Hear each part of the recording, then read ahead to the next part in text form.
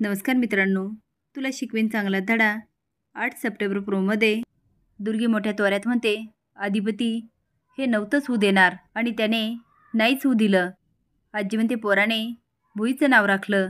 चारुहास म्हणतो, जिने त्याला जन्म दिला तिच्या नावाचा बोर्ड हात जाळायला सांगतोय. आता चारू खाली बघायला लागते. चारुहास म्हणतो, आणि जिने सूर्यवंशी घराण्याची वाताहत केली त्या बाईचा बोर्डवर.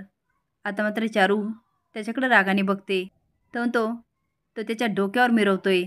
चारू मोठ्या तोऱ्यात त्या बोर्डकडे बघते, कारण अधिपतीला फोन करून हे सगळं कारस्थान तिनेच उभा केलेलं असतं. कारण बोर्ड बदलणार हे घराव्यतिरिक्त फक्त फुलपगारे सरांना माहीत असतं. आणि जेव्हा अधिपती शाळेत येतो तेव्हा चंची दुर्गीला सांगते. म्हणजे दुर्गीने पण अधिपतीला फोन केलेला नसतो.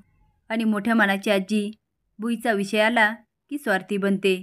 तुम्हाला काय वाटतं?